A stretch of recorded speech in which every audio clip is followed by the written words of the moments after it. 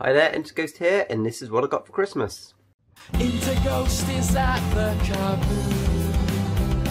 He's picking up games to show to you. He really likes to play on his Wii U. And if you think you've got a high score, well, that's what Retro Records is for. His XCOM team aren't living anymore. Are singing out of tune, but your friendly YouTube host's interghost. So yeah, hello, Christmas 2020. I didn't do a pickups video for November because I was just a bit too busy with work and getting stuff ready for Christmas. I hope this sun coming through the window is not too bad on the camera. But yeah, I missed out a pickup video in November. I did get a couple of things. It was my birthday as well, but oh well.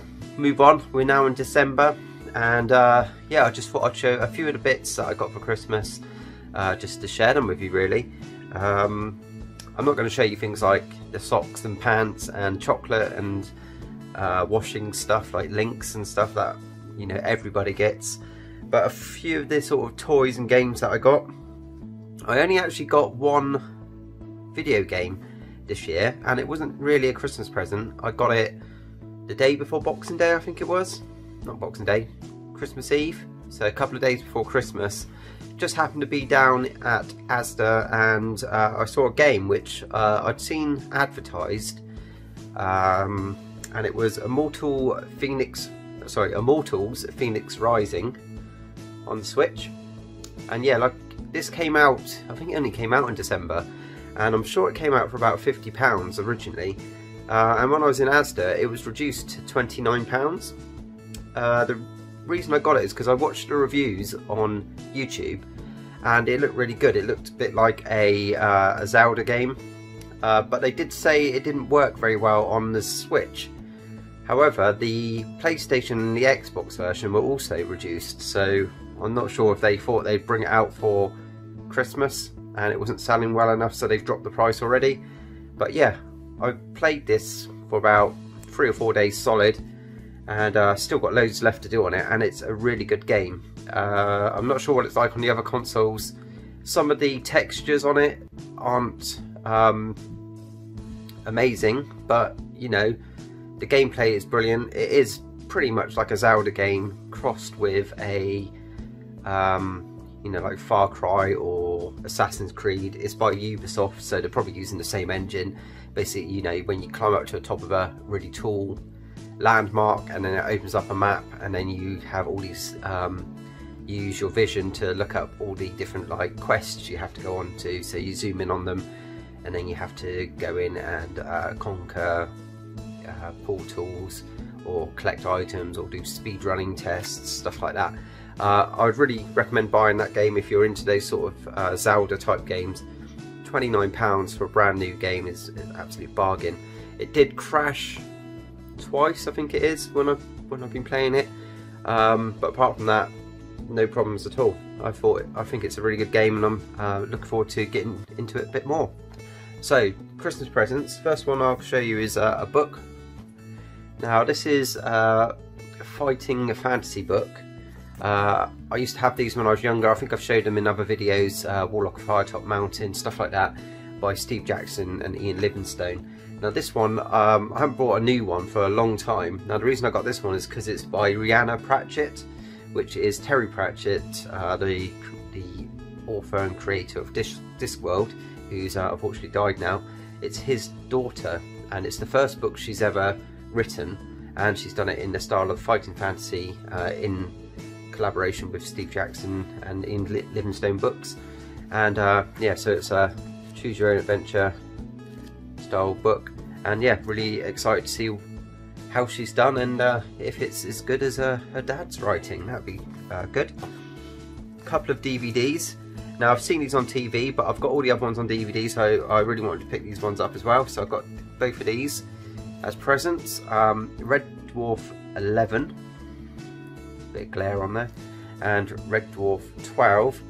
I like the way on 11 the spines line up all the other ones, but for some reason 12 they didn't. They've gone for a new design, which is a bit goes against my OCD. But yeah, if you haven't seen 11 and 12 and you were a fan of the original series, these are really funny. They go back to their roots, back to how the style of the original programs were.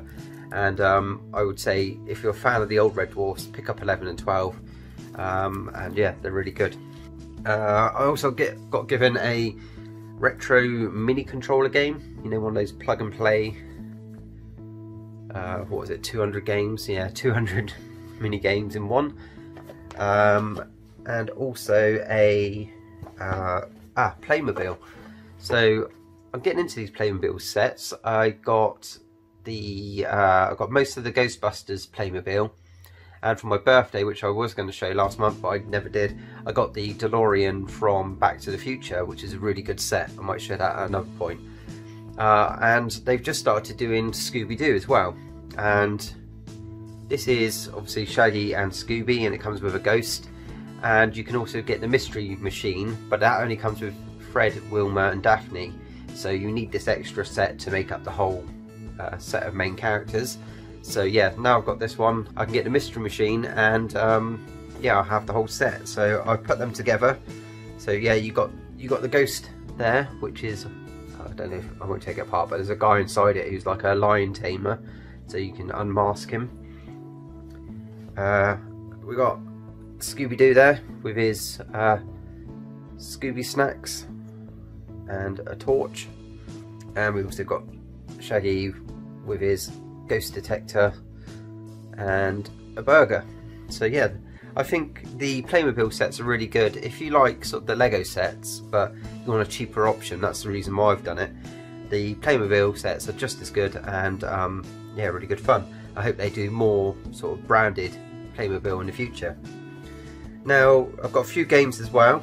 I've got this one called Hot Seat, which is a card game where the person in the hot seat has to read out a question. You have to write down the answer.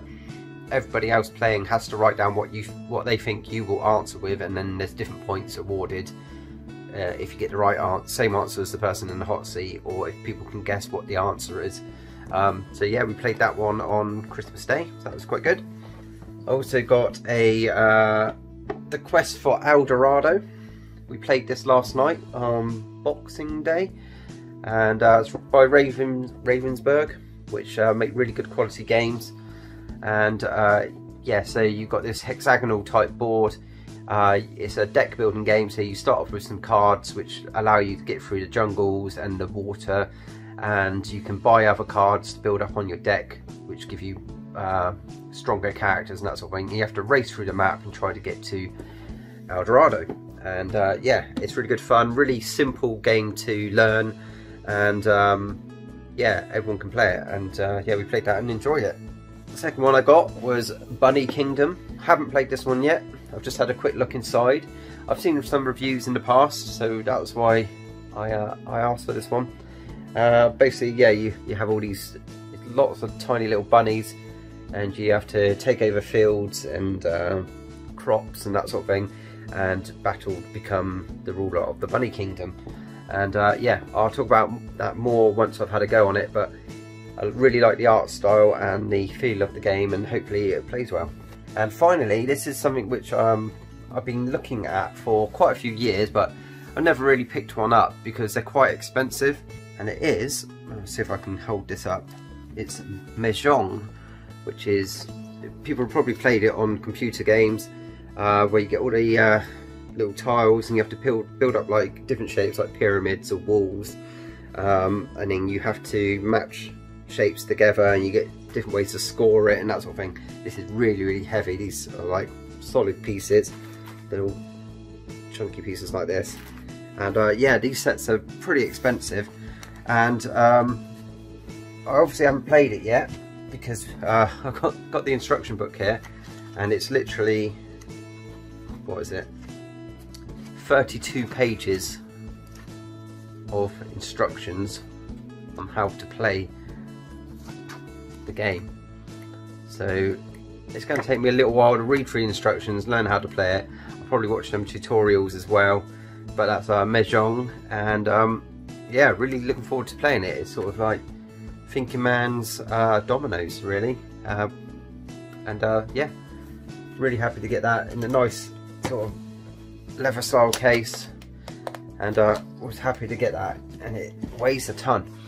So yeah, that was all the sort of toys and games and video games and things that I got for Christmas.